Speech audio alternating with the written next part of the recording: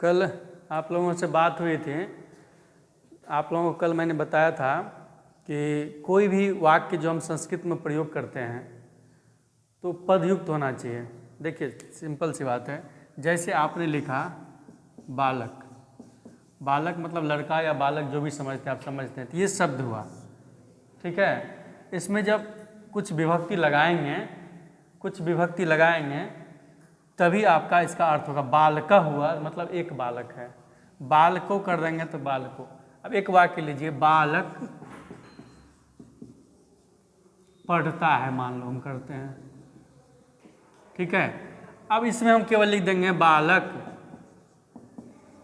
अब पठ मतलब होता है पढ़ना, तो अर्थ होगा। संस्कृत में नहीं, संस्कृत के जितने भी संस्कृत के जो वाक्य बनते हैं ना, उसमें शब्द रूप हो चाहे धातु रूप हो, शब्द और धातु क्रिया वाली जो है उसमें प्रत्यय लगते हैं, तब उसका कुछ अर्थ होता है। जैसे शब्द में सुबंत प्रत्यय, ध्यान दीजिए बातों पे, शब्द में सुबंत प्रत्यय और धातु में तिगंत, तो तिगंत तो आपने देखा। उसी तरह शब्द में जब सुबंत प्रत्यय लगाएंगे तब उसका कुछ अर्थ होगा, ठीक है। तो प्रत्यय कहाँ से आते हैं? शब्द से। सुबंत प्रत्यय किसी शब्द से, बालक शब्द है तो बालक शब्द से सु लाएंगे तो बालका होता है। तब उस बालका लिखने से अर्थबोध होगा कि एक बालक, बालको दो बालक, बालका बहुत सारे बालक। अब पठ में जब क्रिया रूप में धातु है पठ, पढ़ना, इसमें जब आप तिगंत प्रत्यय लगाएंगे, तिगंत में जैसे पठ है तो परस्मै पद है, ती लगाएंगे, इससे क्या बोध होगा कि पठत प्रथम पुरुष का एक वचन है कोई, मतलब कोई थर्ड पर्सन कोई पढ़ने का काम कर रहा है। अब यहां मान लो बालक बोलता है,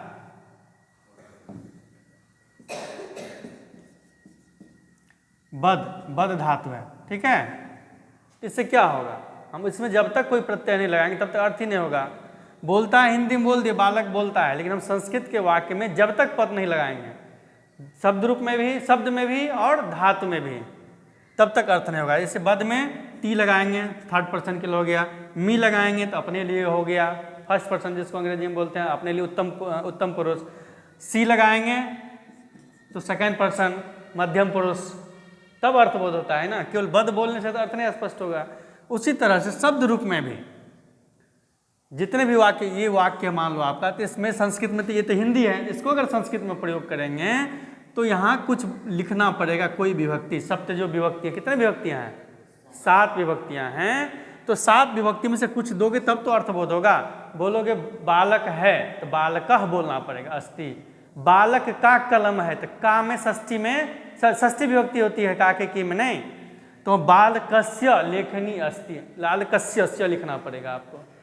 तो यही चीज़ आपको जानना है, क्योंकि कल भी मैंने बताया था कि वहीं संस्कृत के जितने भी वाक्य आप बनाएंगे उस वाक्य का अर्थ और शुद्धता तभी हो पाएगा जब उसमें आप प्रत्यय जोड़ेंगे। कौन से प्रत्यय? सुबंत प्रत्यय और तिगंत प्रत्यय। तो तिगंत प्रत्यय धातु में लगता है और सुबंत प्रत्यय शब्द में लगता है। उसी के लिए महर्षि पाणिनि ने अष्टाध्याय के 4थे अध्याय के प्रथम पाद के दूसरे श्लोक में एक सूत्र दिया है। सुबंत प्रत्यय हैं कितने? आपको एक क्वेश्चन आता है सीटेट वगैरह में या कहीं आ सकता है। सुबंत प्रत्यय 21 हैं, ठीक है। 7 विभक्तियां हैं और तीनों एक वचन द्विवचन 7 की 21। तो उसके लिए सूत्र है, सुनिए एक बार पहले। स्वौ जस मोट छष्टाभ्याम भिस्गे भ्याम भ्यस घसी साम गयो सुप। स्वौ जस मोट छष्टाभ्याम भिस्गे भ्याम भ्यस घसी भ्याम भ्यस घसो साम गयो सुप। एक बार और सुनिए, अगर सूत्र में पढ़िएगा तो स्वौ जस मोट छष्टाभ्याम भिस्गे भ्याम भ्यस घसी भ्याम भ्यस घसो साम गयो सुप। इसी को आप अलग अलग देखिएगा तो ऐसे आएगा। देखिए आप एक चीज़ और देते होंगे, जब कारक पढ़ते होंगे तो आपको बताया गया होगा कि प्रथमा विभक्ति द्वितीया विभक्ति, तो ये यही करता है, यही सूत्र से होता है प्रथमा। या क्या है? सु ओजस इति प्रथमा। सु एक वचन में, द्विवचन में ओ, बहुवचन में जस। बोलना है बालका तो सु लगेगा, सु का आरुत्य विसर्ग, व्याकरण की प्रक्रिया सु का आरुत्य विसर्ग हो जाता है तो बालका होता है, रामा होता है न। जितने भी अकारांत बोलेंगे इस तरह से विसर्ग वाली बनेंगे। बालकः, दो बोलना है तो बालको, 3 बोलना है तो बालका, जस का हो जाता है रुत्व विसर्ग, अस होता है रुत्व विसर्ग, बालका, ऐसे कर करके होगा। तो एक बार इसको पढ़ लीजिए पहले कि प्रथमा में क्या। इसी प्रथमा को वहाँ अर्थ द्योत कराता है कारक। आप प्रथमा का कोई सूत्र जानते हैं? प्रथमा किस का सूत्र, किस सूत्र से प्रथमा विभक्ति होती है? ऐसा कुछ सूत्र नहीं मिलेगा। जैसे सहचर समय लिख दिया था कर्तरी प्रथमा, तो सूत्र थोड़े है वो।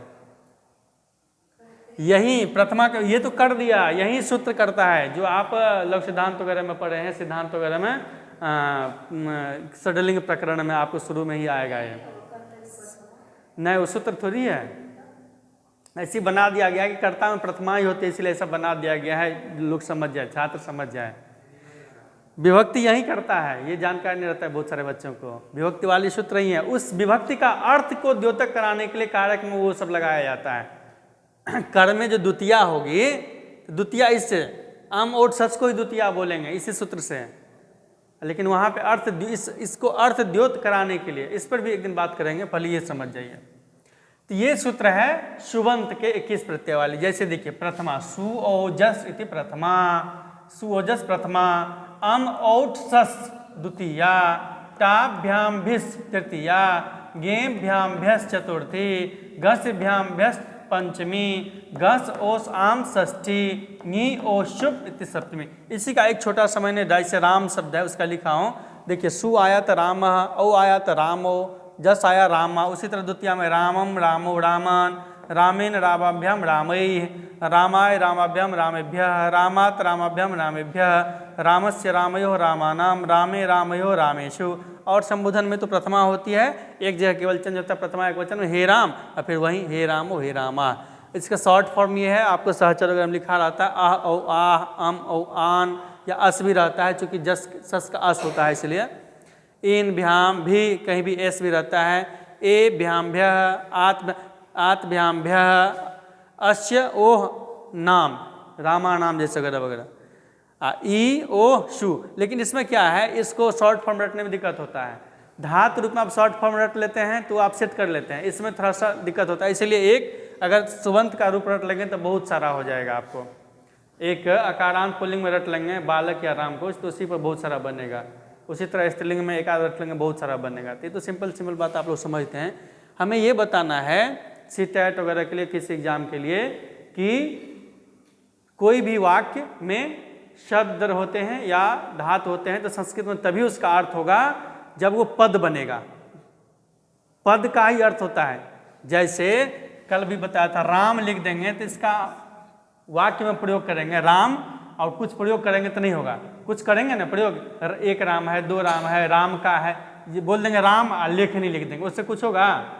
लिखना पड़ेगा रामस्य लेखनी अस्ति, रामस्य स्य लगाना पड़ेगा, स्य षष्ठी, घस के स्य, यहाँ देखो स्य लगाना पड़ेगा, तब उसका अर्थ होगा राम का।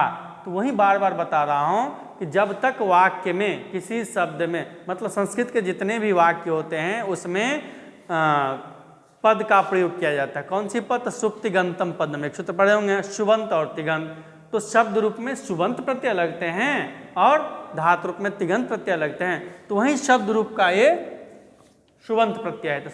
तो आपको दो चीज ध्यान रखना है, शुभंत प्रत्यय शब्द में लगते हैं और वो कितने हैं शुभंत प्रत्यय? 21। और उसका अपना देख लीजिए क्या क्या, कौन से प्रथमा है, कौन सी एक वचन में, कौन सी द्विवचन में, कौन सी बहुवचन में। तो एक बार इसका उच्चारण कर लेते हैं, फिर आप समझ गए हैं। सुओजस इति प्रथमा, अम औषस इति द्वितीया, टाभ्याम भ्यस इति तृतीया, गेभ्याम भ्यस इति चतुर्थी, घसभ्याम भ्यस इति पंचमी, घस ओस आम इति षष्ठी, घी ओ शुभ इति सप्तमी। यही सात्या के एक वचन द्विवचन बहुवचन में लगता है। अब बनता कैसे शब्द है, इसके लिए व्याकरण प्रक्रिया से जाना पड़ता है। जैसे राम ही है तो राम सबसे सूल आते हैं, सु का संज्ञा लोप है, स बचता है, स का रुत्व विसर्ग होता है, रामा होता है। औ में राम औ, जस में क्या बचता है? आह, उसका भी विसर्ग रामा। राम अस होता है और म अस मिलता है, फिर स का रुत्व विसर्ग हो जाता है। तो वो व्याकरण की प्रक्रिया के सूत्र से है, वो समझना पड़ेगा आपको। लेकिन ये सिंपल अति क्या बोले, हाँ ये शॉर्ट फॉर्म है, लेकिन ये तो बच्चों को बताने के लिए ना, आप तो बड़े हैं तो आपको सीखना है। अगर तो आपको देखना पड़ेगा आखिर होता कैसे है।